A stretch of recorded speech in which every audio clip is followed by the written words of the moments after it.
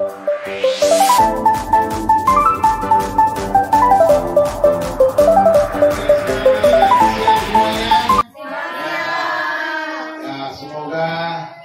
di jam penuh pencobaan ini kita bisa berjuang, ya. Sudah kenyang, ya kan? Sudah kenyang dan mulai pasti kantuk-kantuk. Semoga kita bisa mendengar.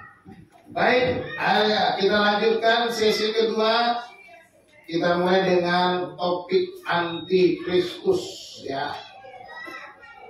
Etimologi atau asal usulnya. Kata antikristus itu dari dua kata, ya, anti dan Kristus, ya. Oh, itu salah ketik ke Kristus. Antikristus, jadi anti itu artinya lawan. Itu anti itu bahasa Yunani, ya, bukan bahasa Indonesia. Anti itu lawan. Jadi lawannya Kristus, gitu, ya. Anti itu bisa lawan atau menggantikan, ya. Istilah ini diambil dari 1 Yohanes pasal 2 ayat 18 sampai 23. Ayat 18 berbunyi begini, anak-anakku, waktu ini adalah waktu yang terakhir, dan seperti yang telah kamu dengar, seorang antikristus akan datang. Ya, Yohanes menulis kepada gereja, dikatakan seorang. Jadi ini antikristus satu oknum, satu orang, ya. Jadi ini pribadi, ya, pribadi yang spesial, khusus, ya. Nah, sekarang telah bangkit banyak antikristus. Itulah tandanya bahwa waktu ini benar-benar adalah waktu yang terakhir. Dikatakan bahwa sekarang banyak yang menjadi antikristus, tetapi pribadi antikristus yang satu-satunya itu nanti ada lagi. Banyak sekarang, artinya orang-orang yang menolak Yesus itu juga disebut antikristus. Tapi ada satu pribadi yang khusus yang muncul pada masa kesusahan tadi, masa tribulasi. Itu khusus antikristusnya. Dia seperti seorang nabi yang hebat bagi si iblis. Dia bisa melakukan mujizat. Dia bisa melakukan mujizat. Jadi dia seperti meniru Allah Tritunggal, gitu, ya. Ada antikristusnya. Lanjut. Ini Yesus Kristus. Menurut Yesus ini, ya, maksudnya Yesus menyebut, memakai istilah pembinasa keji, the abomination of desolation. Dikutip dari Daniel 9 ayat 24 sampai 27.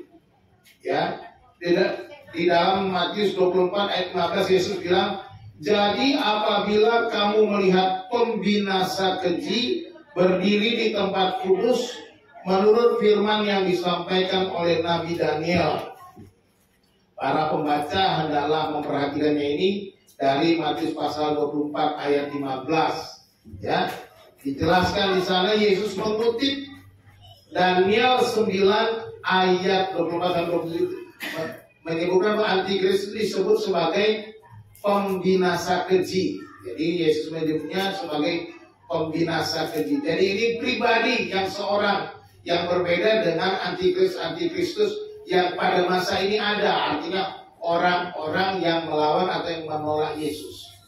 Itu disebut juga antikristus. Tapi ada satu pribadi yang khusus itu tadi disebut pembinasa keji. Ya, pembinasa keji. Lalu Rasul Paulus menyebutnya dengan cara berbeda. Dia berkata, Paulus memakai istilah the man of lawlessness, manusia durhaka yang harus binasa, atau the son of destruction. Itu of, ya, salah ketik. The one destined for destruction, orang yang harus binasa, ya, destruct. Dalam 2 Tesalonika pasal 2 ayat 3. Kita baca, nanti bisa baca ayat 1 dan 12. Ayat 20, ayat 4 bilang, ia akan duduk di bait Allah dan menyatakan dirinya sebagai Allah.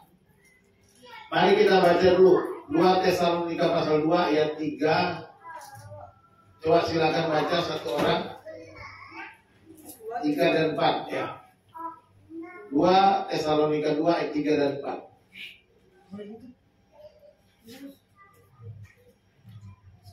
2 Tesalonika 2 ayat 3 sampai 4. Janganlah kamu memberi dirimu disesatkan orang dengan cara bagaimanapun juga. Sebab sebelum hari itu haruslah datang dahulu murtad dan haruslah dinyatakan dahulu manusia durhaka yang harus binasa, yaitu lawan yang meninggikan diri di atas segala yang disebut atau yang disembah sebagai Allah. Bahkan ia duduk di bait Allah dan mau menyatakan diri sebagai Allah. Itulah antikristus. Paulus menyebutnya manusia durhaka yang harus binasa. Ya, dia akan menempatkan diri di depan Allah dan minta disembah sebagai Allah. Jadi ada istilah-istilah yang berbeda memang, tetapi ini menunjuk kepada satu pribadi yang akan muncul di masa-masa kesusahan besar atau masa 7 tahun tribulasi itu. Ya, antikristus itu bisa membuat mujizat-mujizat, dan akhirnya Yesus akan mengalahkannya. Walaupun dia melakukan banyak mujizat, tapi Yesus akan mengalahkannya pada akhirnya. Ya, memang dia luar biasa. Ya. Jadi hati-hati dengan berbagai macam. Kalau sekarang banyak antikristus, orang-orang yang menolak Yesus, dia bukan pribadi itu. Belum. Pribadi yang satu itu nanti munculnya sesudah gereja pada ngomong sedikit aja angkat bisik-bisik. Sesudah gereja diangkat, rapture, barulah antikristus yang satu itu pembinasa keji, ya, si durhaka, manusia durhaka akan muncul.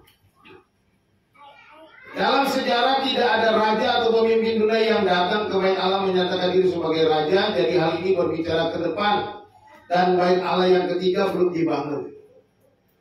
Ya, dalam sejarah sampai sekarang belum ada raja yang mengaku itu, ya, menyatakan dirinya sebagai Allah, masuk ke bait Allah. Karena bait Allahnya belum ada. Ya, di Yerusalem bait Allah itu sudah 2 kali dibangun, ya,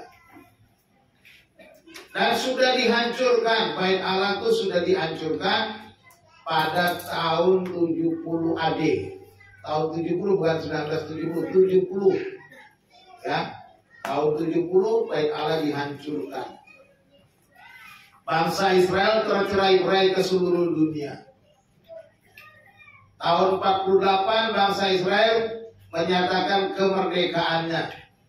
Tapi bait Allah belum dibangun sampai hari ini. Ya. Jadi sudah datang belum antikristusnya? Belum ada bait Allahnya. Nanti akan ada perjanjian damai antara antikristus dengan Israel. Maka diizinkanlah membangun bait Allah. Itu terjadi pada masa tribulasi nanti. Jadi kita hanya nonton dari surga, wih, rame di bumi, kan gitu kira-kira, ya. Kita bisa menyaksikan itu dengan cara yang luar biasa.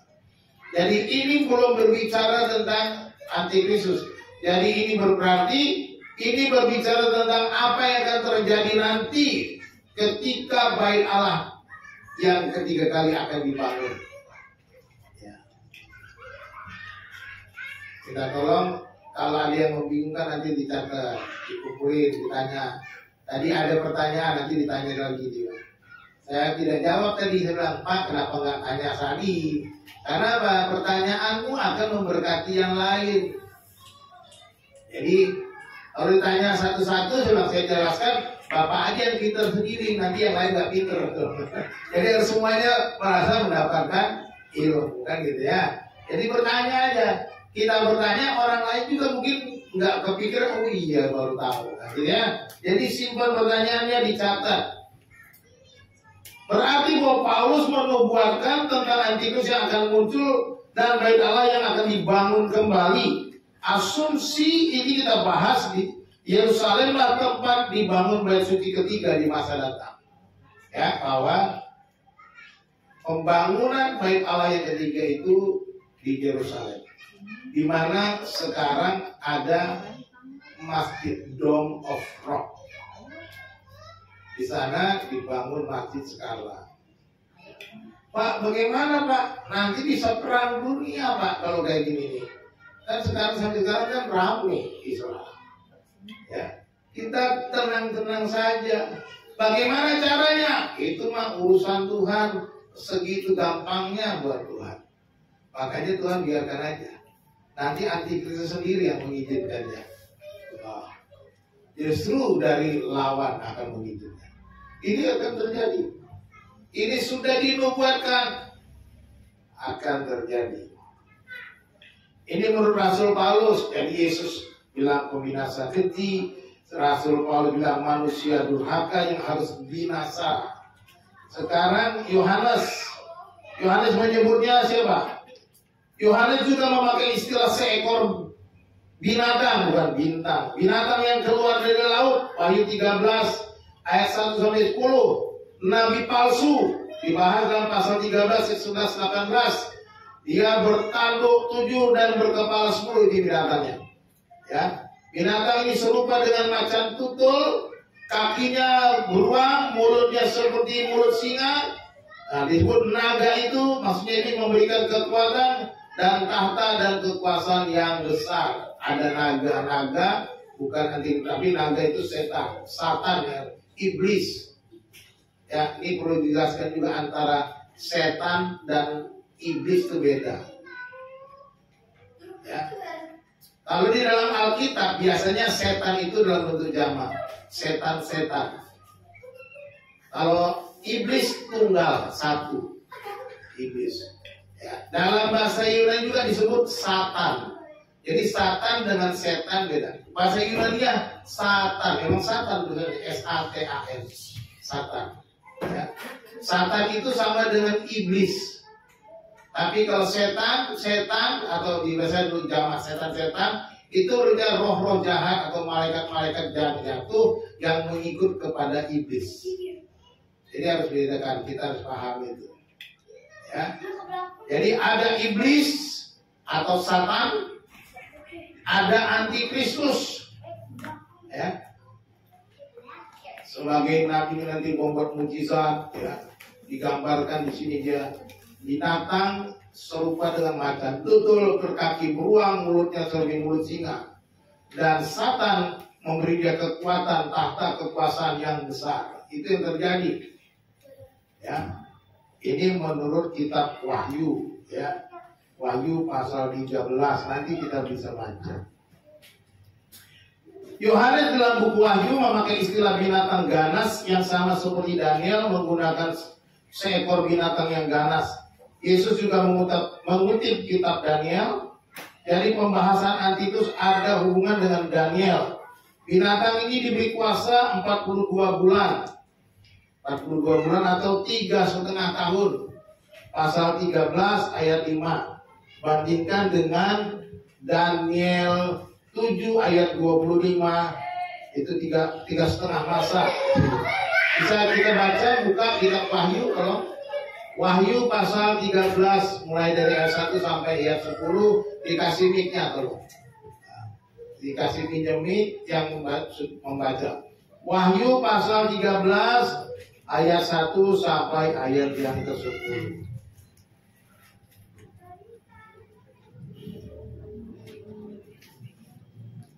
Silakan pakai mic yang jelas. Pelan-pelan aja bacanya. Wahyu 13 ayat 1 sampai 10. Binatang yang keluar dari dalam laut, dan ia tinggal berdiri di pantai laut. Lalu aku melihat seekor binatang keluar dari dalam laut, bertanduk 10 dan berkepala 7. Di atas tanduk-tanduknya terdapat 10 mahkota, dan pada kepalanya tertulis nama-nama hujat. Binatang yang kulihat itu serupa dengan macan tutul, dan kakinya seperti kaki beruang, dan mulutnya seperti mulut singa, dan naga itu memberikan kepadanya kekuatannya dan tatanya dan kekuasaannya yang besar. Maka tampaklah kepadaku satu dari kepala-kepala seperti kena luka yang membahayakan hidupnya, tetapi lukanya membahayakan hidupnya itu sembuh. Seluruh dunia heran lalu mengikut binatang itu. Dan mereka menyembah naga itu karena ia memberikan kekuasaan kepada binatang itu, dan mereka menyembah binatang itu sambil berkata, siapakah yang sama seperti binatang ini? Dan siapakah yang dapat berperang melawan dia? Dan kepada binatang itu diberikan mulut yang penuh kesombongan, dan hujat kepadanya diberikan juga kuasa untuk melakukannya 42 bulan lamanya. 42 bulan. Terus udah. Lalu ia membuka mulutnya untuk menghujat Allah, menghujat namanya dan kemah kediamannya dan semua mereka yang diam di sorga. Dan ia diperkenankan untuk berperang melawan orang-orang kudus dan untuk mengalahkan mereka, dan kepadanya diberikan kuasa atas setiap suku dan umat dan bahasa dan bangsa. Dan semua orang yang diam di atas bumi akan menyembahnya, yaitu setiap orang yang namanya tidak tertulis sejak dunia dijadikan dalam kitab kehidupan dari anak domba yang telah disembelih. Barang siapa bertelinga, hendaklah ia mendengar. Barang siapa yang ditentukan untuk ditawan, ia akan ditawan. Barang siapa ditentukan untuk dibunuh dengan pedang, ia harus dibunuh dengan pedang. Yang penting di sini ialah ketabahan dan iman orang-orang kudus. Amin. Coba baca lagi yang satu tadi, kayaknya beda. Coba baca yang satunya. Ayat 1. Bisa pinjam HP Bu Hana di belakang kita ambil. Yang ayat 1 ya Pak? Oh, ya. Lalu aku melihat seekor binatang keluar dari dalam laut dan bertanduk 10 dan berkepala 7. Di atas tanduk-tanduknya terdapat 10 mahkota, dan pada kepalanya tertulis nama-nama hujat. Iya. Ini Wahyu pasal 13 ya.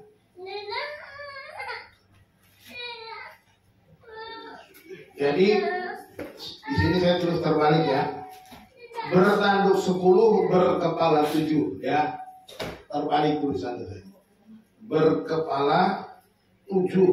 Di atas tanduk-tanduknya terdapat 10 mahkota. Kita lihat betapa hebat. Iblis naga. Naga. Kenapa disebut naga? Naga di sini naga disebut si ular tua. Karena itu berbicara tentang iblis yang ada di Taman Eden. Muncul seperti iblis. Melalui ular ya. Seperti ular, dalam bentuk ular, iblis muncul di Taman Eden mencobai Adam dan Hawa. Nah, di akhir zaman dia menjadi ular tua, ya, naga, bukan si naga ya, si naga lain lagi. Dulu waktu saya ngajar, kebetulan ada mahasiswa saya marga si naga, saya bilang, ular tua si naga, tertawa dia. Bukan, jangan dibalik, ular tua si naga, bukan naga si ular tua, ya. Jadi luar biasa. Iblis itu memberikan dia kekuatan, tahta, kekuasaan. Dia memerintah 42 bulan. Kalau Daniel bilangnya 3,5 masa. Atau 3,5 tahun. 42 bulan itu 3,5 tahun. Jadi cocok ya Daniel dan Yohanes. Lalu dalam Wahyu pasal 19 ayat 19 sampai 21, binatang itu binatang si antikristus dan nabi palsu dilemparkan ke lautan api yang menyala-nyala oleh belerang, the lake of fire burning with sulfur. Dia dilemparkan oleh Yesus Kristus yang datang kedua kali bersama orang-orang kudusnya atau gereja. Pada akhir masa tribulasi, Yesus datang kedua kali ke dunia bersama orang-orang kudusnya yang tadi sudah dapat mahkota, sudah ada pesta perjamuan kawin anak domba di sorga selama 7 tahun. Kita pesta perjamuan kawin anak domba itu. Ya, kita menjadi mempelai Kristus. Gereja itu menjadi mempelainya Kristus ya. Gambarannya seperti itu. Dan kemudian turun ke dunia, turun ke bumi dan menghancurkan segala kuasa antikristus. Iblis juga akhirnya dilemparkan ke dalam lautan api dan belerang, pasal 20 ayat 10. Disiksa siang dan malam sampai selama-lamanya. Di penghakiman terakhir Yesus mengadili orang-orang yang tidak tertulis dalam kitab kehidupan. Kitab kehidupan maksudnya adalah orang yang percaya Yesus itu ada di kitab kehidupan. Dilempar ke dalam lautan api, Wahyu pasal 20. Ya. Jadi pada akhir kerajaan 1000 tahun nanti orang-orang yang namanya tidak ada dalam kitab kehidupan akan dilemparkan ke dalam lautan api bersama dengan iblis. Jadi orang-orang percaya sudah ada namanya. Superatman Tampu Bolon, bukan Jimmy Tampu Bolon, nanti lain. Kalau bukan Jimmy Tampu Bolon lain lagi, Superatman namanya. Ya, kalau nggak ada nama si Superatman Tampu Bolon, kita maaf, masuk neraka. Kalau nggak ada, tapi aku nggak tahu ada namanya atau tidak. Yang tahu cuma Tuhan. Nggak bisa diintip. Nggak bisa. Nggak dikasih bocoran juga. Nggak ada kisi-kisinya juga. Ya paling cuma dikasih tahu semua yang percaya menerima Yesus sudah dilahirkan namanya tercatat. Gitu aja. Jadi yakinkan saudara, namaku sudah dicatat atau belum? Amin. Nah itu. Yakinkan hari ini kalau saudara namanya nggak tercatat, dibuang ke dalam neraka api yang kekal itu. Coba baca ayat 11 sampai 15 pasal 20. Wahyu 20 ayat 11 sampai 15. Ayo dibaca. Pakai mic, kasih mic. Ya, Bu Arni silakan. Wahyu 20 ayat 11 15. Pakai mic, Bu. Lalu aku melihat suatu takhta putih yang besar, dan Dia yang duduk di atas, dari hadapannya lenyaplah bumi dan langit, dan tidak ditentukan lagi tempatnya. Dan aku melihat orang-orang mati, besar dan kecil, berdiri di depan takhta itu. Lalu dibuka semua kitab, dan dibuka juga sebuah kitab lain, yaitu kitab kehidupan. Dan orang-orang mati dihakimi menurut perbuatan mereka berdasarkan apa yang ada tertulis di dalam kitab-kitab itu. Maka laut menerangkan orang-orang mati yang ada di dalamnya, dan maut dan kerajaan maut menerangkan orang-orang mati yang ada di dalamnya, dan mereka dihakimi masing-masing menurut perbuatannya. Lalu maut dan kerajaan maut itu dilemparkanlah ke dalam lautan api. Itulah kematian yang kedua, lautan api. Dan setiap orang yang tidak ditemukan namanya tertulis di dalam kitab kehidupan itu, ia dilemparkan ke dalam lautan api itu. Amin. Namanya yang tidak terdapat, ayat 15, Dan setiap orang yang tidak ditemukan namanya tertulis di dalam kitab kehidupan, itu ia dilemparkan kemana? Ke dalam lautan api itu. Pastikan namamu sudah dicatat. Jangan main-main dengan Tuhan. Namamu, pastikan namaku sudah dicatat belum? Saudara yang tahu, apakah saudara percaya Yesus di hatimu, terima Yesus di hatimu atau tidak, saudara yang tahu. Saya nggak tahu. Saya bisa tanya Pak Dohar kau percaya Yesus? Percaya, saya yakin. Oh iya, puji Tuhan, namamu dicatat. Amen. Saya yang bilang. Tapi kalau di hatinya sebenarnya cuma enggak percaya, tapi dalam hatinya enggak. Dia yang tahu. Ya, saya cuma bilang, oh pasti Pak Dohar udah dicatat. Menurut saya karena dia ngakunya percaya. Tapi bisa salah nggak saya? Bisa. Karena kita kan nggak tahu dia benar-benar percaya atau tidak. Cuma karena mau nyenang-nyenangin Pak Dohar percaya, Pak. Daripada ditanya mulu, katanya dia bilang percaya besok tanya lagi. Ada yang begitu. Tapi kata firman Tuhan sekarang jelas. Siapa yang namanya belum dicatat dalam kitab kehidupan, dilemparkan ke dalam lautan api yang kekal. Sudah pokoknya say goodbye aja. Mulai dari sini kasih tahu sama saudaramu, kasih tahu keluargamu, namamu harus dicatat di kitab kehidupan. Mari supaya aku bawa kau catat namamu di sana. Dan gitu aja. Bagaimana cara?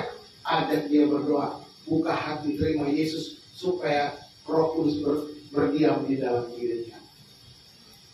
Jadi jelas ya, inilah yang terjadi.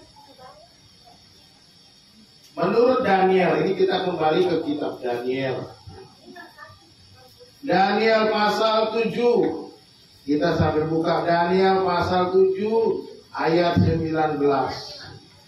Ya, ini cuma saya catat juga di sini. Ya.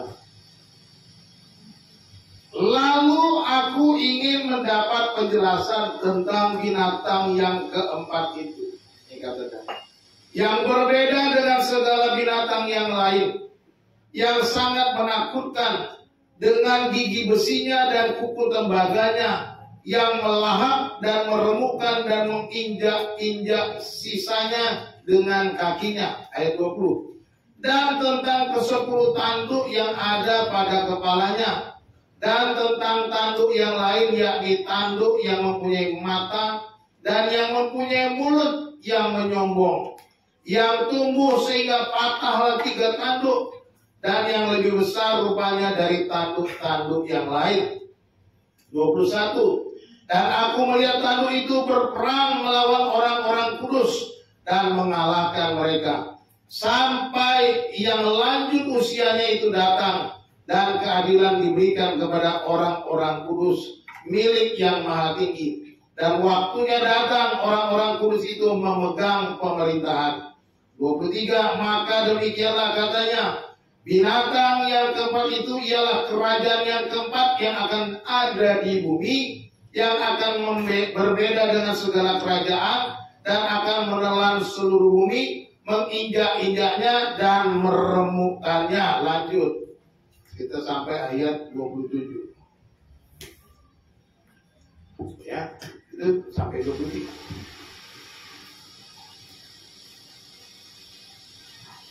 24, saya baca di sini juga.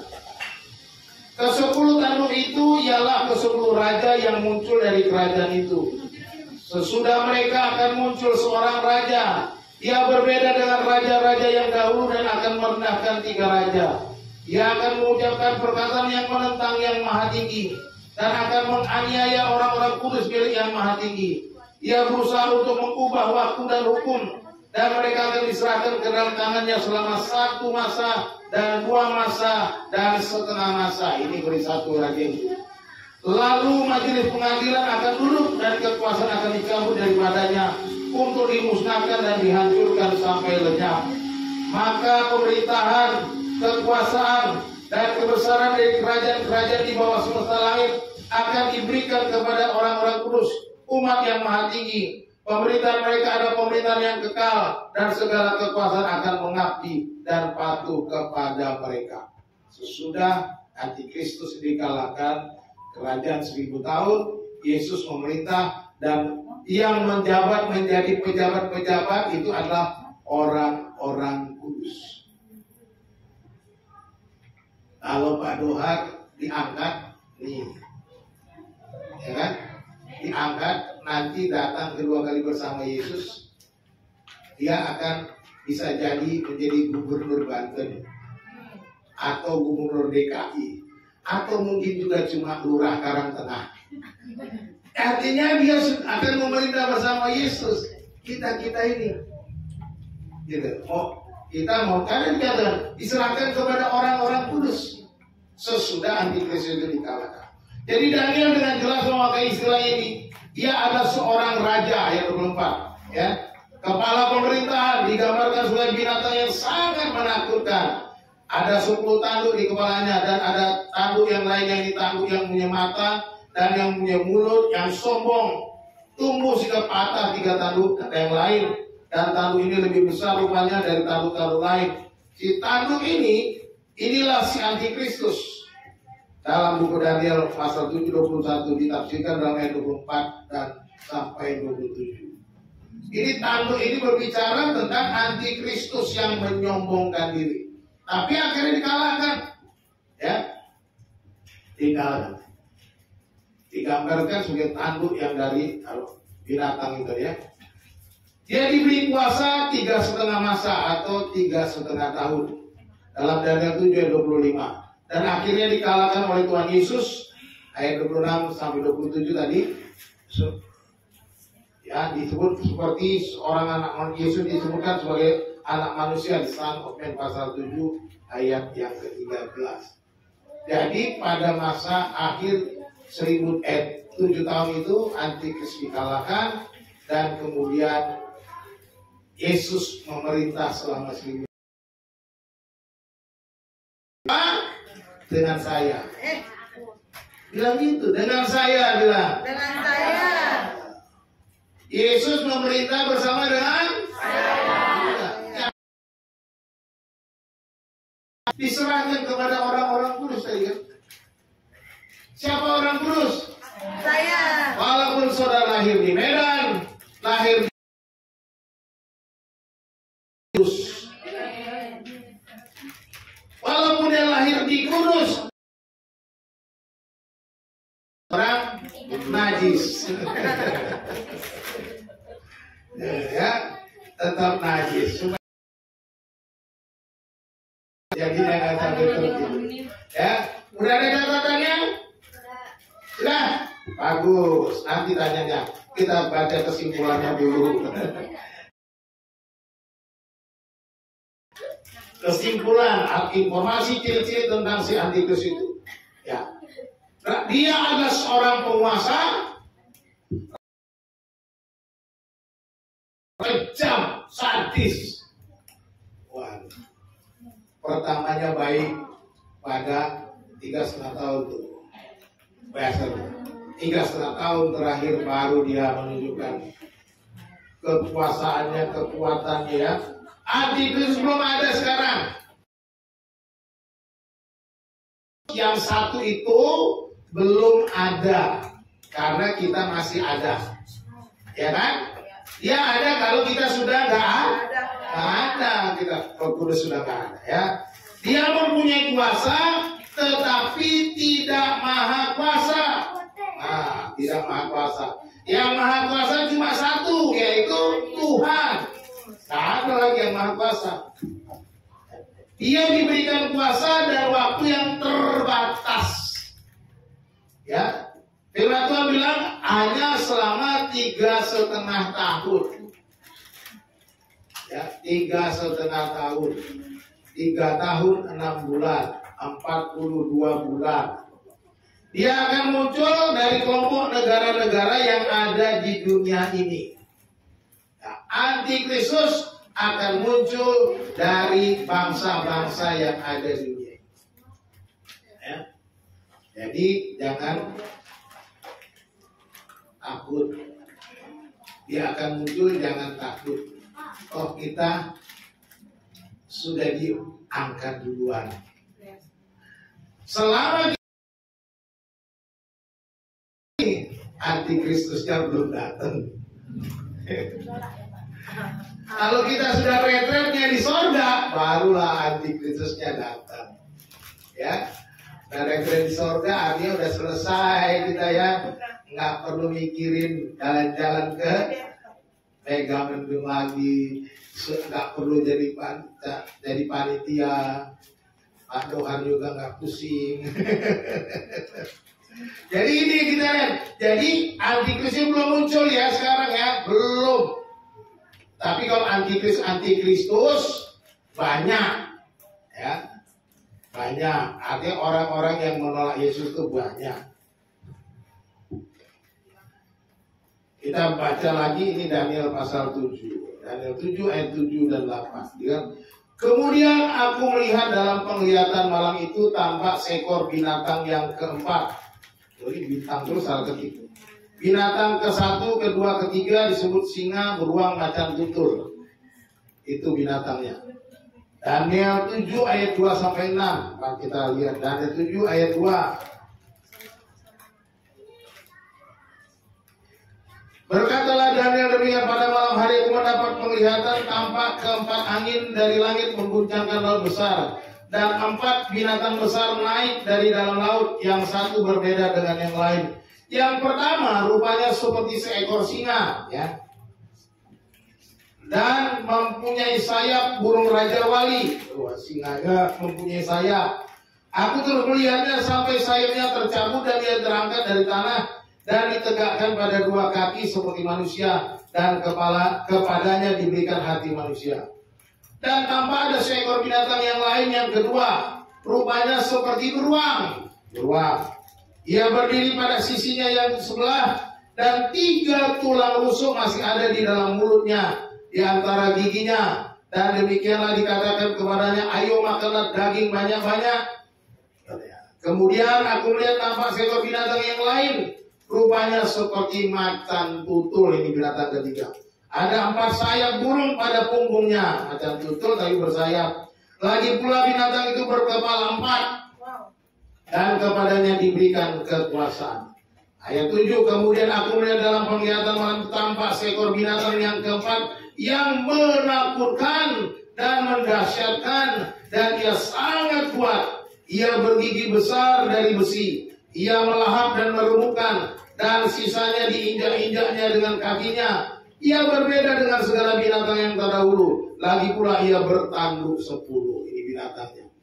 Ya, tidak digambarkan, tidak disebut namanya. Itu kita sudah baca tadi, binatang bertanduk 10. Jadi kita lihat di sini dalam Daniel 7:2 menunjukkan pada kerajaan Media Persia. Ini gambarannya. Jadi singa itu merupakan kerajaan Media Persia. Sesudah pemerintah itu kan ada kerajaan Media Persia, ya, berkuasa di bumi.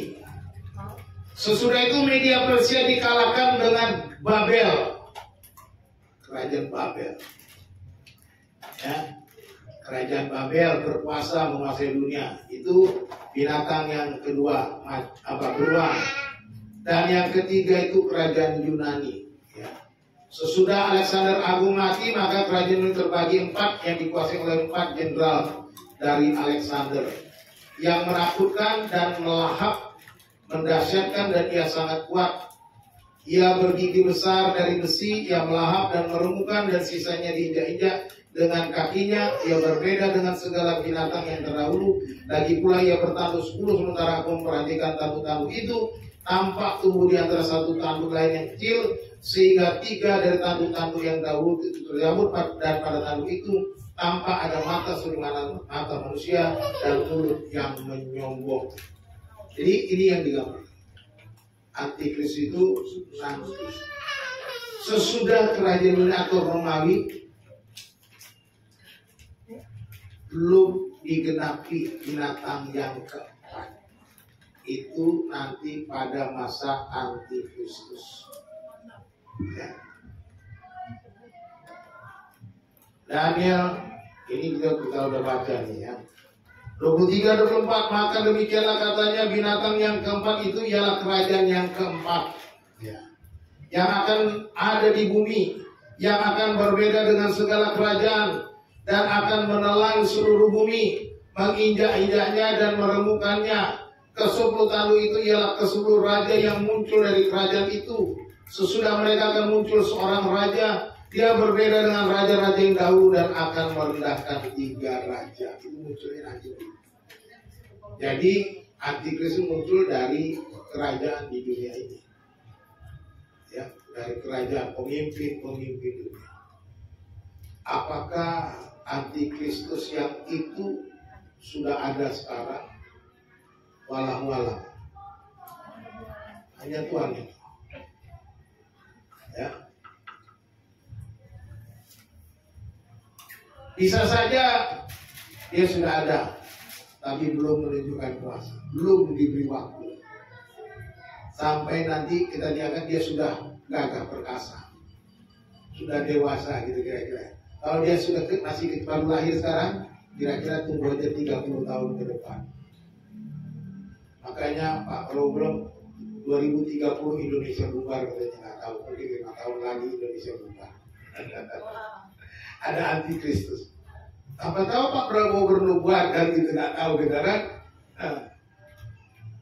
Itu akan terjadi, kita nggak tahu. Apakah 2030, apakah 2045, apa 2050, atau mungkin 2025. Kalau udah 2025 tiba-tiba dia muncul, kita jangan, berarti Antikristus sudah besar, sudah ada, tinggal tunggu waktu merebut kekuasaan. Gitu. Kira-kira begitu aja. Karena kan nggak mungkin anak kecil nanti jadi raja kan? Ya. Secara logikanya. Apakah Trump? Apakah ada yang bilang dulu Barack Obama Antikristus? Macam-macam orang nafsir-nafsir. Ada yang bilang Yohanes Paulus Antikristus, nggak digenapi. Jadi nggak usah nuduh-nuduh siapa-siapa lah. Yang penting kita siap sedia saja. Kita tahu bahwa Antikristus itu akan datang. Tanpa mikir yang mana nih, repot amat mikirin itu. Mikirin diri kita aja yang paling penting, itu sudah bagus. Karena semuanya akan disingkapkan. Ya, semua akan disingkapkan. Wahyu 13 ayat 1 sampai 8. Lalu aku melihat seekor binatang keluar dari dalam laut, ini tadi sudah dibaca ya. Bertanduk 10, berkepala 7. Di atas tanduk-tanduknya terdapat 10 mahkota, dan pada kepalanya tertulis nama-nama hujat. Ya, nama-nama hujat. Binatang yang kulihat itu serupa dengan macan tutul, ya kan? Dan kakinya seperti kaki beruang. Dan muncul lagi nama-nama itu. Mulutnya seperti mulut singa. Muncul kan? Macan tutul, beruang, singa muncul lagi. Sama seperti Daniel. Dan naga itu, si iblis, memberikan kepadanya kekuatannya dan tahtanya dan kekuasaannya yang besar. Maka tampaklah kepadaku satu dari kepala-kepala yang seperti kena luka yang membahayakan hidupnya. Tetapi luka yang membahayakan hidupnya itu sembuh. Ya. Seluruh dunia heran lalu mengikut binatang itu. Dan mereka menyembah naga itu, karena ia memberikan kekuasaan kepada binatang itu. Ya, menyembah iblis. Dan mereka menyembah binatang itu sambil berkata, siapakah yang sama seperti binatang ini? Dan siapakah yang dapat berperang melawan dia? Luar biasa. Hujat akan terjadi. Karena ini adalah puncaknya. Ya. Masih lanjut nih ayatnya. Dan kepada binatang diberi mulut yang penuh kesombongan dan hujat. Kepadanya diberikan juga kuasa untuk melakukannya 42 bulan lamanya. Lihat waktunya sudah. Lalu ia membuka mulutnya untuk menghujat Allah, menghujat namanya dan kemah kediamannya, dan semua mereka yang diam di surga, dan ia diperkenankan untuk berperang melawan orang-orang kudus dan untuk mengalahkan mereka. Dan kepadanya diberikan kuasa atas setiap suku dan umat dan bahasa dan bangsa. Dan semua orang yang diam di atas bumi akan menyembahnya, yaitu setiap orang yang namanya tidak tertulis sejak dunia dijadikan di dalam kitab kehidupan dari anak domba yang telah disembelih. Jadi orang-orang yang namanya tidak ada di dalam kitab kehidupan, mereka akan menyembah binatang itu. Hati-hati. Di mana kita berada? Apakah kita sudah tertulis dalam kitab kehidupan atau tidak? Baik dari zaman dulu kita sampai nanti, namanya sudah dicatat. Matius pasal 24 ini ayat-ayat penting ya, kita bacakan. Yesus berkata bahwa sebelum si pembinasa keji atau antikris akan ada, banyak mesias palsu. Banyak mesias palsu. Banyak Kristus palsu, Mesias palsu. Kasih banyak orang menjadi dingin. Ya. Penganiayaan. Jadi ini sebelum antikris datang, kasih banyak orang dalam diri. Ada penganiayaan, ada perang, ada kelaparan, ada gempa bumi, kata Tuhan. Tuhan Yesus kan sebelum antikris datang. Ini terjadi kapan? Ya sekarang ini masih ada, kita akan terjadi supaya kita tahu tanda-tandanya. Akan tetapi semuanya itu barulah permulaan penderitaan menjelang zaman baru. Matius 24 ayat 8, ia disebut pembinasa yang keji karena ia akan menghancurkan saja yang tidak mau ikut atau menyembah dia. Jelas. Pembinasa keji ini akan muncul. Tapi sebelum dia datang muncul banyak mesias palsu. Orang akan lihat ada mesias di sana. Artinya mesias itu apa? Ada yang tahu artinya mesias atau artinya Kristus? Apa? Ya? Nggak kedengaran saya. Juru selamat. Bukan. Mesias itu artinya apa? Ada yang tahu? Angkat tangan juga. Nggak ada yang tahu. Padahal sudah bolak-balik saya ngomong. Lupa. Apa? Salah. Mesias itu artinya apa? Mesias atau Kristus itu artinya yang diurapi. Itu artinya. Itu artinya Mesias, yang diurapi. Makanya hati-hati. Zaman sekarang banyak orang ngaku yang diurapi. Oh, itu hamba Tuhan yang diurapi. Artinya, itu hamba Tuhan Mesias. Sama aja gitu ya. Muncullah istilah Mesias di zaman sekarang. Sudah muncul belum? Sudah.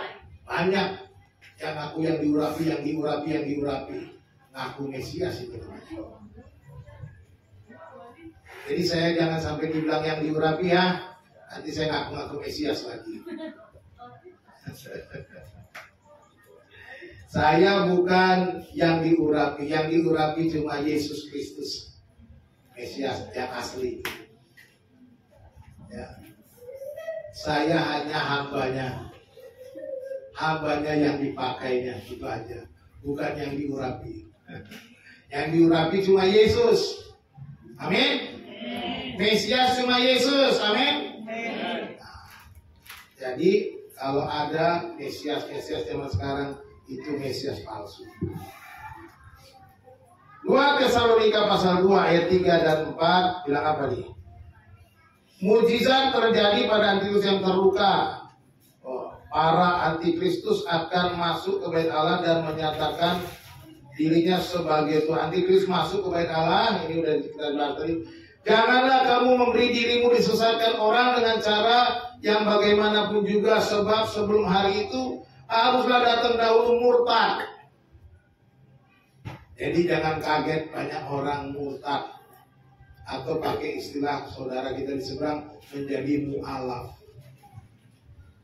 Ya, dan haruslah dinyatakan dahulu manusia durhaka yang harus binasa, yaitu si antikristus, yaitu lawan. Jadi anti itu artinya lawan, ya, yang meninggikan diri di atas segala yang disebut atau yang disembah sebagai Allah, bahkan ia duduk di bait Allah dan mau menyatakan dirinya sebagai Allah. Inilah antikristus itu.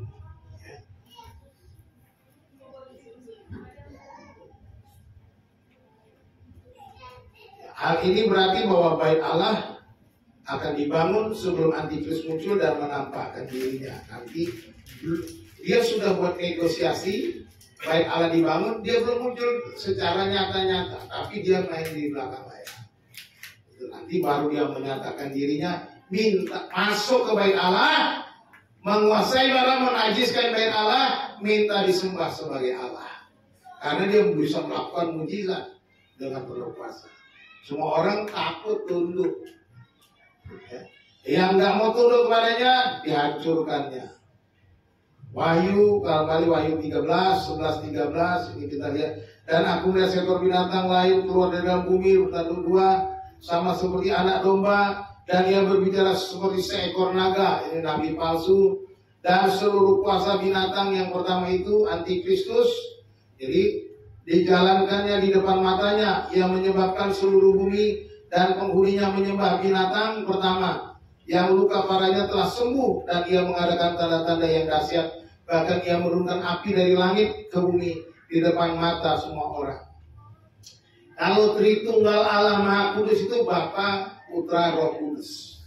Kalau Tritunggal si iblis itu ada iblis, antikristus, dan nabi palsu. Itu antikristus mereka. Tritunggalnya mereka. Peniruan Tritunggal itu. Jadi ada Tritunggal yang tidak tulus, yang cacat itu ya, dari iblis ya. Kemudian ayat berikutnya, ayat 14-18. Ia menyesatkan mereka yang diam di bumi dengan tanda-tanda yang telah diberikan kepadanya untuk dilakukannya di depan mata binatang itu. Dan ia menyuruh mereka yang diam di bumi supaya mereka mendirikan patung untuk menghormati binatang yang luka oleh pedang, namun yang tetap hidup itu. Dan kepadanya diberikan kuasa untuk memberikan nyawa kepada patung binatang itu, sehingga patung binatang itu berbicara juga dan bertindak begitu rupa, sehingga semua orang yang tidak menyembah patung binatang itu dibunuh. Dan ia menyebabkan sehingga kepada semua orang, kecil atau besar, kaya atau miskin, merdeka atau hamba, diberi tanda pada tangan kanannya atau pada dahinya, dan tidak seorang pun yang dapat membeli atau menjual selain daripada mereka yang memakai tanda itu, yaitu nama binatang itu atau bilangan namanya. Yang penting di sini ialah hikmat. Barang siapa bijaksana, baiklah ia menghitung bilangan binatang itu, karena bilangan itu ada bilangan seorang manusia, dan bilangannya ialah, baca bersama-sama, 666. 666. Pada masa antikristus akan ada satu transaksi model dengan barcode-nya 666-nya harus ada. Sekarang udah mengarah ke sana nggak? Mengarah ke sana. Apa yang kita alami sekarang, cashless itu menujunya ke sana. Sekarang kita masih bisa aman-aman. Tapi nanti kalau dia sudah berkuasa, tidak ada seorang pun yang bisa luput. Kalau kita luput, luput kan kita sudah diangkat. Enaknya begitu. Jadi kita hanya mengatakan bahwa nanti. Tapi kalau saudara bermain-main sekarang, nggak mau serius dengan Tuhan, tidak mau sungguh-sungguh percaya, ya saudara masuk ke dalam penyiksaan si antikristus. Ya. Jadi tandanya 666 itu kan. Ada barcode-nya. Ya. Siapapun dia katanya, kaya miskin merdeka hamba, kecil besar, semua orang diberi tanda pada tangan kanannya atau pada dahinya. Jadi orang mau lewat apa-apa coba, bisa lewat, ya kan gitu. Seperti mobil masuk tol, tadinya pakai tag, ya kan, sekarang ada yang pakai chip, lewat aja gitu kan, ada ditambah tempel di depan stikernya, dia langsung ada flow-nya tuh ya, flow, mobilnya masuk lewat aja kalau udah mau pakai gitu.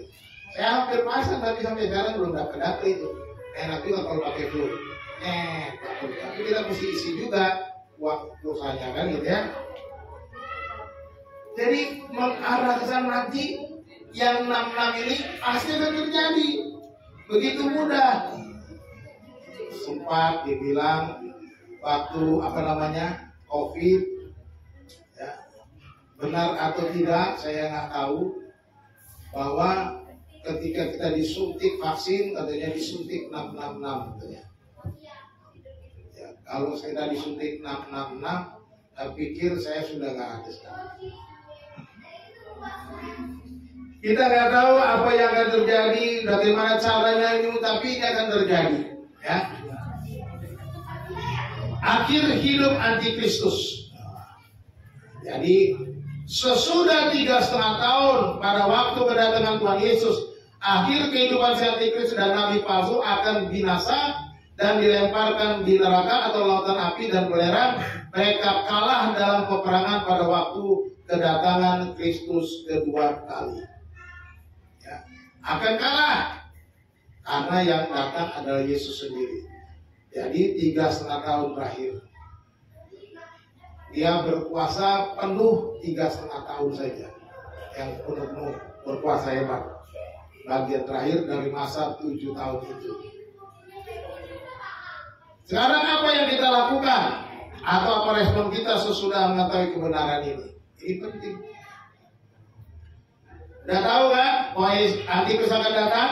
Udah tahu kan kalau namanya nggak ada, apa yang akan terjadi? Nah, giatlah dalam melayani Tuhan Yesus. Pak, aku nggak bisa apa-apa, pokoknya melayani aja. Serahkan diri melayani Tuhan. Jangan dikit-dikit nggak mau lah, nolak ini, nolak itu. Jangan menolak. Cari dan pikirkanlah perkara yang di atas. Karena itu, kalau kamu dibangkitkan bersama dengan Kristus, carilah perkara yang di atas, di mana Kristus ada, duduk sebelah kanan Allah. Sebab kamu telah mati dan hidupmu tersembunyi bersama dengan Kristus di dalam Allah. Apabila Kristus yang adalah hidup kita menyatakan diri kelak, kamu pun akan menyatakan diri bersama-sama dengan Dia dalam kemuliaan. Ini Kolose pasal 3. Ya, kalau kita memikirkan perkara-perkara mulia, perkara-perkara yang di atas, pada waktu Yesus datang kembali katanya menyatakan diri, kita juga akan menyatakan diri bersama-sama dengan Dia. Kita mendapat bagian yang sama. Jadi jangan males, jangan takut melayani. Ambil bagian yang banyak sekecil apapun, melayani. Mau panitia apapun, jangan menolak. Jangan saya. Tidak perlu takut. Itu kita lakukan buat Tuhan, bukan buat orang lain. Memang orang lain menikmatinya, tapi persembahkan untuk siapa? Tuhan. Itu pelayanan kita. Selanjutnya, menyucikan diri. Tadi melayani. Menyucikan diri, 1 Yohanes 3 ayat 2-3. Saudara-saudaraku yang kekasih, sekarang kita adalah anak-anak Allah, tetapi belum nyata apa keadaan kita kelak. Akan tetapi kita tahu bahwa apabila Kristus menyatakan dirinya, kita akan menjadi sama seperti Dia. Sebab kita akan melihat Dia dalam keadaannya yang sebenarnya. Sebab setiap orang yang menaruh pengharapan itu kepadanya menyucikan diri sama seperti Dia yang adalah suci. Kita yang kedua menyucikan diri, karena Yesus akan menyatakan dirinya. Pada waktu itu kita juga akan sama. Yang paling penting kita harus menyucikan diri karena dia adalah suci. Pertama melayani, yang kedua menyucikan diri. Berikutnya finish well, menyelesaikan pertandingan yang baik. Ya. Kita sudah mungkin dalam surat Timotius, aku telah menyelesaikan pertandingan yang baik. Finish well. Artinya apa? Hidup setia.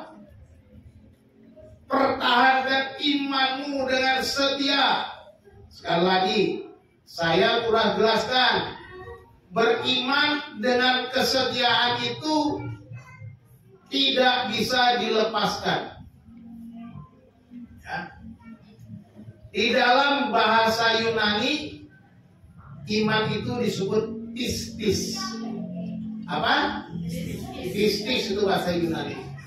Tapi setia itu pistos. Apa? Pistos. Mirip nggak pistis dengan pistos? Mirip. Jadi antara beriman dengan setia, orang yang beriman harus setia. Orang yang pistis, dia menjadi pistos. Gitu. Makanya dalam bahasa Inggris diterjemahkan iman itu faith. Apa? Faith. Tapi setia apa? Faithful. Faithful. Pistos itu diterjemahkan faithful. Penuh iman. Nah, itu setia. Orang Inggris bilangnya faithful. Jadi orang yang beriman, orang yang punya faith pasti faithful. Setia. Jadi kita juga begitu. Finish well. Faithful. Until the end. Sampai mati. Setia sampai mati. Ya. Jadi kalau saudara nggak setia, saya curiga kadang-kadang saudara tidak beriman. Ya bagaimana mau setia, imannya aja nggak tahu kemana. Orang yang punya iman benar kepada Tuhan pasti setia sama Tuhan. Nggak akan dia berubah. Itu sudah pasti. Finish well. Berikutnya kita harus semangat memberitakan Injil Kristus. Amin. Itu tandanya kedatangan. Kalau kita baca, bukan kepadamu saja kata Paulus diberikan mahkota, tapi kepada mereka-mereka yang memberitakan Injil itu juga. Yang setia memberitakan Injil, mereka mendapatkan mahkota, mendapatkan upah. Ya. Jadi beritakan Injil. Paling gampang yang memberitakan apa yang kita dengar sekarang, supaya teman kita, saudara kita, keluarga kita namanya tercatat dalam kitab kehidupan. Supaya dipastikan namanya adalah kitab kehidupan. Kalau tidak ada namanya, mohon maaf Bapak Ibu, Alkitab berkata dia dibuang ke dalam api yang kekal, neraka. Alkitab bukan kata saya hanya mengulangnya, menegaskannya, dan saya percaya itu yang terjadi. Nah, kalau saudara menganggap sepi, nggak percaya itu terjadi, ya terserah. Something saya sudah mengingatkan, saya sudah ceritakan, saya sudah beritahu, pastikan namamu sudah tercatat, jangan sampai belum ada namanya di sana.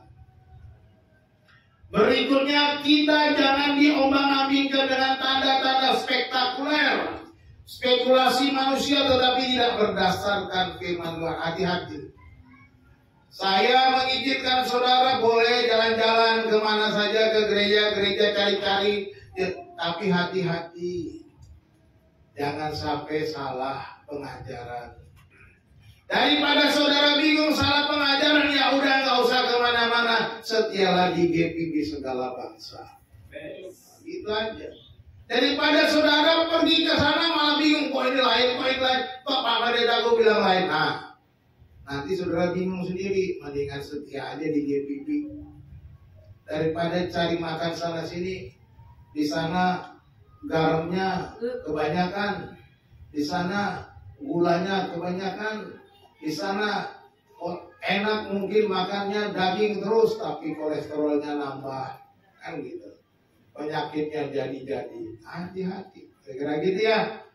Jadi belajar kita jangan sampai diombang-ambingkan. Oh, orang di sana hebat, di sana hebat. Nah, kemarin saya pelayanan di sebuah gereja, cerita-cerita sama Pak Gembalanya, Pak, di sini kami paling susah kerja. Kenapa? Oh, gereja di sana, Pak, luar biasa hebat, banyak jemaatnya, Pak, kaya-kaya, Pak. Wah, tapi Pak, firman Tuhan tidak diberitakan. Banyak kesaksian, Alkitab tidak dibahas. Kesaksian spektakuler, luar biasa.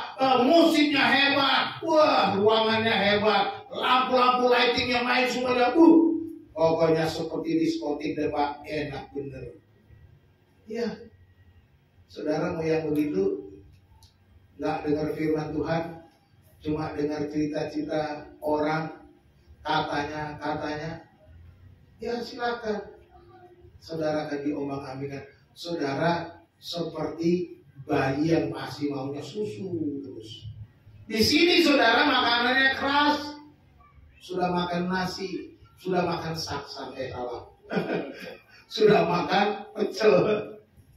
Ya kan, bayi kan nggak dikasih makan pecel, nggak bagaimana dia mengunyah pecel. Sayur-sayuran segitu ya, harus dia hancurkan oleh ya, gitu. Jadi kita di sini diberi makanan sehat. Saya jamin di GPB segala bangsa, saudara makanannya sehat. Jadi hati-hati, jangan hanya kita mencari gereja yang penuh entertain. Banyak gereja sekarang entertain cuma menghibur. Saya bilang juga sama dia waktu gereja dan kota. Kalau saudara mau cari gereja yang entertain, yang senang, bikin ketawa-ketawa, saudara nggak usah pergi ke gereja, di rumah aja nonton tuh YouTube, setel aja si Mongol stand up komedi, ketawa-ketawa seharian. Kan udah dapet kan ketawa terus. Karena maunya senang, maunya yang begitu. Karena bagaimana Pak, kita sibuk, stres bekerja, kita cari yang seger-seger yang nggak membuat kita tertekan. Halo, di mana hidup yang tidak tertekan? Sudah tahu kan hidup yang tidak tertekan di mana? Sudah. Oh, udah pinter di kuburan. Hidupnya udah nggak tertekan lagi. Kalau saudara nggak mau tertekan, dia pergi di sono. Tolong nak kuburkan saya. Kayak gitu aja. Ya. Justru kemarin saya khotbahnya apa waktu itu? Damai di tengah badai. Itu baru namanya luar biasa. Badai sebesar apapun melanda kita, kita tetap tenang, damai. Itulah damai sejati, damai sejahtera. Walaupun masalah banyak, damai. Jangan lagi kita pikir, wah, damai itu hanya kita ya bisa ketawa-ketawa, terhibur sini. Habis itu pulang ke rumah stres lagi. Hari Senin, oh I don't like Monday gitu ya. Aku gak suka Senin. Kerja lagi, sibuk lagi, stres lagi. Itu jangan kita seperti orang dunia ini.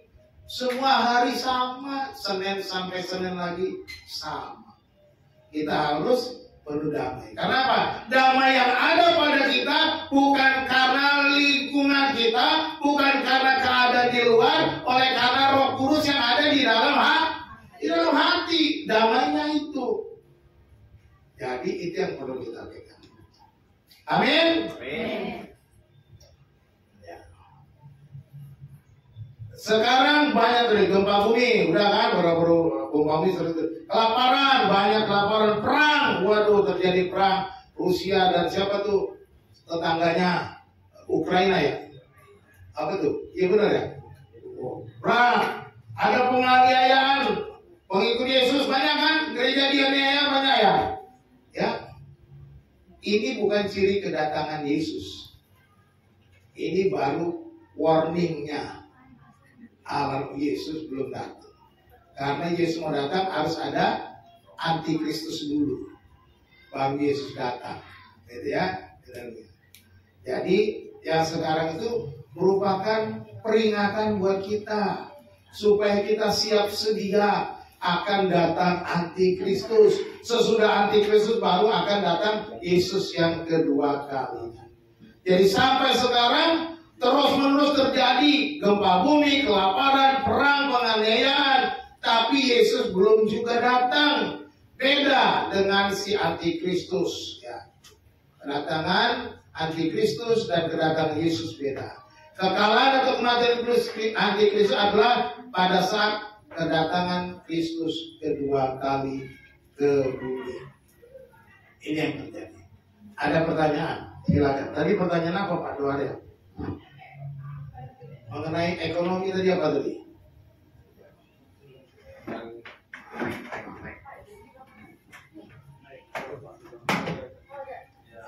Silakan Pak. Tadi Pak Dohar ada bertanya soal ekonomi, soalnya dia pengamat ekonomi. Pengusaha begitu pertanyaannya soal uang. Ya mari. Silakan Pak. Pertanyaan saya Pak, di saat masa tribulasi apa kelebihan dan kekurangan di faktor ekonominya? Seperti itu Pak. Ya seperti kita sudah pelajari tadi, pada masa tribulasi itu segala sesuatunya berpusat kepada antikristus. Ya, semua dilakukan dengan barcode-nya 66. Transaksi harus memakai tanda khusus dari antikristus itu. Ada tanda khusus di tangan dan di dahinya. Ekonomi dunia semuanya menjadi satu. One world, one government, itu istilahnya nanti mereka. Satu pemerintahan, satu dunia, satu istilah itu sudah muncul kan sekarang. One world, one government. Sudah dimulai dikumandangkan. Itu nanti puncaknya pada masa antikristus.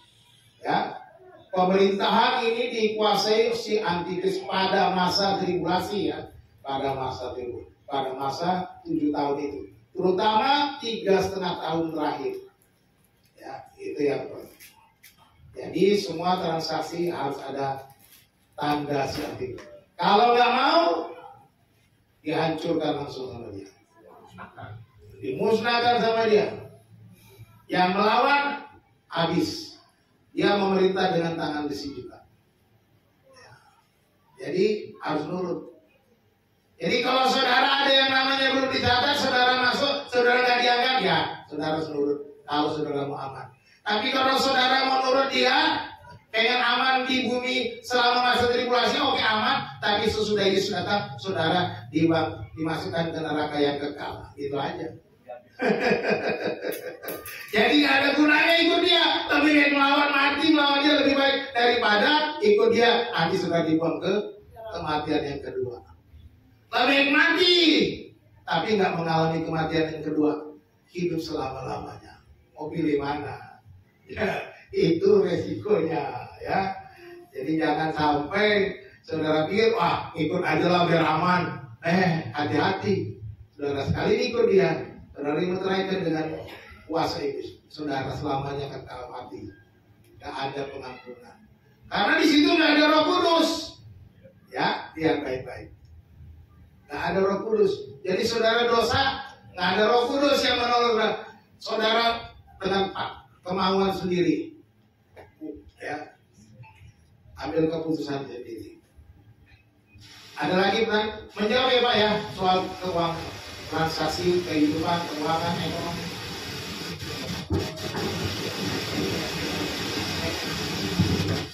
Gimana itu? Ya. Ada pertanyaan lain? Silakan. Siapa? Saya mau tanya sedikit. Bisa pakai mic-nya Pak, soalnya saya rekam Pak. Biar kencengan dikit suaranya.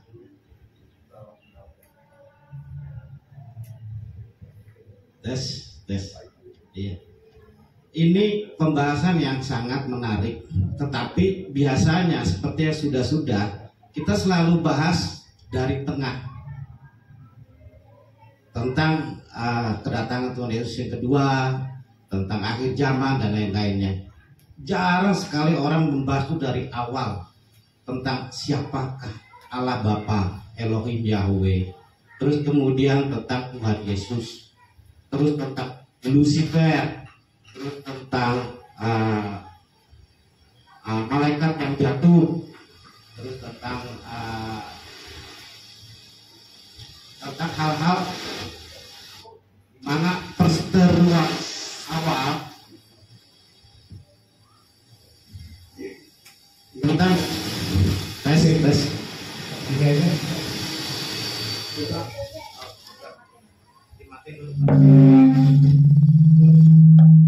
Cek yang mana?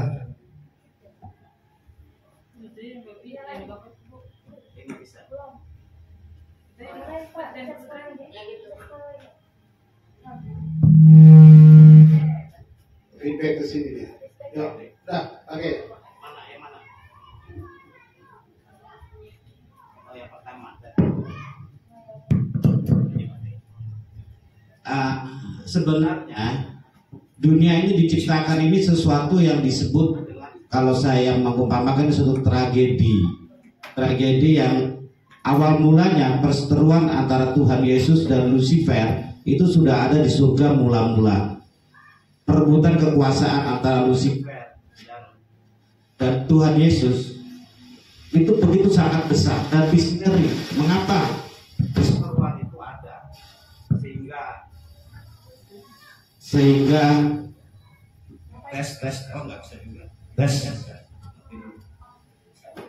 sehingga Lucifer ya kan yang disebut dengan tadi Bapak bilang Satan atau pimpinannya para setan, iblis yang menguasai surga sepertiga dari malaikat yang ada, kenapa harus dibuang ke bumi? Sementara Tuhan menciptakan, Elohim itu menciptakan manusia juga di bumi gitu loh, sehingga terjadi kontradiksi pertikaian. Makanya Alkitab itu selalu kalau orang baca garis besarnya itu adalah Alkitab tentang peperangan dari kitab Kejadian sampai Wahyu antara yang baik dan benar, perebutan kekuasaan antara Lucifer dan Yesus.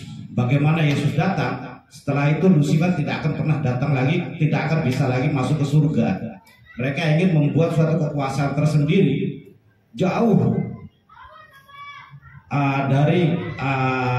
dari Elohim, di mana Lucifer itu ingin menguasai orang-orang jahat untuk dijadikan budaknya di suatu hari nanti. Saya nggak tahu pastinya, tapi yang jelas sepertinya lingkupan cerita yang menarik tentang akhir zaman, peperangan yang kedua setelah di surga mula-mula dulu itu akan terjadi yang artinya memperebutkan miliaran manusia yang jahat dan yang baik.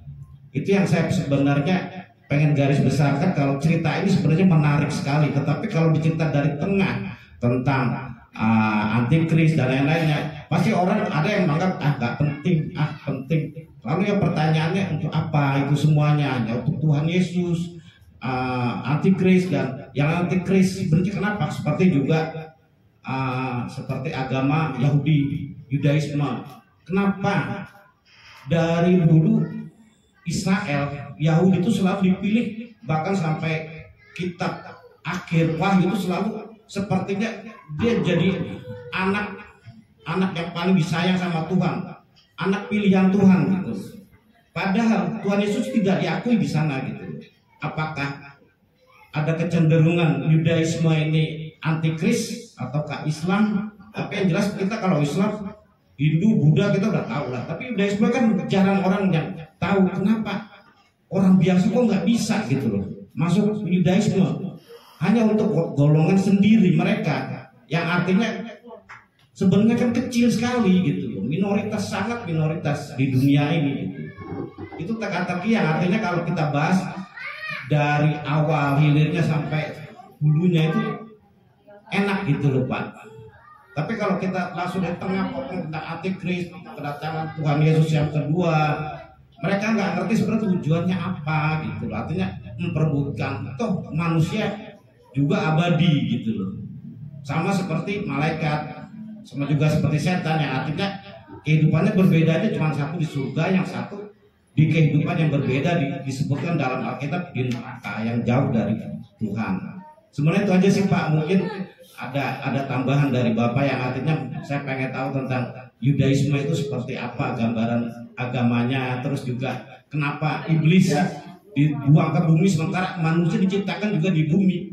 Itu ada apa gitu loh, misteri apa yang Tuhan inginkan gitu loh. Supaya kita berdua. Iya, makasih Pak. Kita membahas tentang akhir zaman ini, memang kita temanya pasca ini mengenai membahas tentang akhir zaman, kedatangan Tuhan yang kedua kali.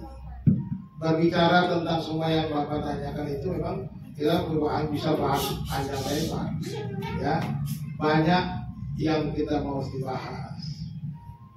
Kalau bicara ke saya mungkin kesimpulan kepada ke Yudaismenya saja. Jelas sekali Alkitab kita ada 66 kitab. 2 pasal pertama dalam kitab Kejadian itu masa pradosa. Di sana tidak ada dosa. Pasal 3 baru manusia jatuh ke dalam dosa. Dan 2 pasal terakhir, pasal 21-22, kitab Wahyu, itu juga keadaan tanpa dosa. Mujizat. Jadi Alkitab itu bukan sembarang ditulis. 2 pasal pertama dan terakhir itu tanpa dosa. Keadaan manusia kekal. Pasal 21-22 kekal. Tanpa ada dosa lagi di situ. Pemulihan itu. Pasal 3 sampai pasal 20 kita pasal 3 kita pelajari. Itu semua keadaan pergumulan manusia. Rencana Allah dilakukan di sana. Ya. Mengapa ada bangsa Yahudi? Karena Allah menyelamatkan manusia ini memang melalui satu bangsa. Dia pilih dari sekian banyak orang melalui Abraham. Dia mulai kerja, mulai Abraham. Kalau kita melihat dari pandangan kita, ya, dari pandangan mata kita melihat mulai dari itu. Tapi sebenarnya tidak. Dia pilih kita, kalau Efesus bilang, sebelum dunia dijadikan dia sudah memilih kita. Saya tanya, sebelum dunia dijadikan Adam dan Hawa ada di mana? Ada nggak? Kita ada di mana? Ada nggak? Ada nggak kita sebelum dunia dijadikan? Hah? Ada di mana Pak? Wah, bukan di surga Pak. Kita nggak ada di mana-mana, adanya cuma dalam pikiran Allah. Di dalam diri Allah sendiri nggak ada. Dia yang membuat semuanya di dalam. Dan makanya di dalam sebelum dunia dijadikan kita sudah dipilihnya. Sudah dipilihnya Ferdinand Tambunan untuk menjadi hambanya, sudah dipilihnya menjadi umat. Sebelum dunia dijadikan. Sama cuma peristiwa momennya dia percaya bertobat itu ketika dia datang kepada Tuhan secara pribadi tahun 82 1982 menyerahkan diri Tuhan saya berdoa. Itu yang saya lakukan. Memang secara histori yang kita lihat. Nah ini Abraham dipilih, tapi kan mulai dari lihat. Ketika Adam dan Hawa jatuh dalam dosa, Tuhan sudah berbicara. Kejadian 3 ayat 16. Aku akan memudahkan permusuhan antara engkau, antara si ular dan perempuan ini, antara keturunanmu dan keturunannya. Ya kan? Lalu kata, engkau akan meremukkan tumitnya. Engkau dikatakan. Ular itu, si iblis akan meremukkan tumitnya. Nya siapa? Keturunan perempuan. Nya di situ dalam bentuk maskulin dalam bahasa Ibrani. Bukan feminin. Kalau feminin berarti meremukkan tumit si Hawa. Ya, beda ya. Engkau akan meremukkan tumitnya, tumit dari keturunan perempuan. Laki-laki, bentuk laki-laki. Kata gantinya kalau maskulin atau bahasa Inggris him, his, gitu. His tumit, his feet, his feel, kill saya. Itu yang tumitnya akan di. Itu sudah ada nubuatannya, sudah dari awal ketika masuk. Tapi Allah bekerja melalui orang-orang. Ketika mulai orang manusia jahat, kemudian dia menghukum dengan air bah. Dipilihnya Nuh. Kenapa Nuh dipilih? Nggak ada masalah. Memang Nuh orang saleh, tapi Nuh mendapat kasih karunia. Itu Alkitab. Nuh mendapat kasih karunia Tuhan. Jadi Nuh itu bukan karena dia solehnya saja, tapi ada kasih karunia Allah pada Nuh. Jadi kita yang ada sekarang boleh dibilang keturunannya Nuh. Karena keturunan Adam sudah dilihat keturunan Nuh dari 3 anaknya. Siapa nama anaknya? Sem, Ham, dan Yafet. Inilah penduduk dunia yang ada sekarang, keturunan Sem, Ham, dan Yafet. Ya, keturunannya. Lalu terus menerus sampai pada Sem, dia kemudian pilih si Nuh. Abraham, keturunan Sem. Abraham dipilih dari Ur Kasdim. Apa sih yang membuat Abraham dipilih? Nggak ada hebat-hebat. Penyembah berhala kok Abraham itu. Ya, penyembah berhala dipilih. Cuma dia mau. Pergilah dari negerimu. Ke negeri akan kutunjukkan kepadamu. Tinggalkan bapakmu, tinggalkan keluargamu. Ke negeri yang akan kutunjuk, ke suatu negeri yang dia belum tahu. Abraham manut. Padahal dia penyembah berhala. Penyembah berhala itu Allahnya mesti kelihatan. Kelihatan patungnya, apanya, semuanya. Tapi ini tiba-tiba ada suara, enggak kelihatan wujudnya, ngomong. Kamu pergi, tinggal, dan ikut. Ini bedanya. Walaupun dia nggak bisa lihat wujud orang yang berbicara atau pribadi yang berbicara, nggak lihat wujud patung-patungnya, tapi dia bisa ikut. Nah, bedanya di situ. Abraham, keturun dia berjanji. Kejadian pasal berapa tuh? Pasal 12 ya. Janji kepada Abraham, aku akan memberkati engkau dan membuat keturunanmu masuk. Keturunan. Lalu muncul apa namanya sih? Ada Ishak, Yakub. Dari Yakub, apa sih kehebatan Yakub? Tukang tipu kok. Tapi ada kasih karunia. Itu melihat, walaupun dia banyak dosa, banyak salah, kasih karunia saja yang bisa menyelamatkan, bukan karena hebatnya. Ya, Yakub akhirnya berubah, namanya menjadi Israel. Ya memang Tuhan bekerja melalui bangsa ini, mendatangkan sang Mesias melalui bangsa. Dia mau menyelamatkan seluruh dunia ini melalui bangsa ini. Ya memang mereka, bangsa itu bangsa pilihan. Kita nggak boleh cemburu, karena Tuhan sendiri yang pilih, bukan siapa-siapa.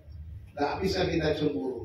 Oh bisa Pak, kok kecil gitu, negara nggak ada apa-apanya. Buktinya mereka tetap dipelihara Tuhan, walaupun sudah tersebar kemana-mana, bisa berdiri.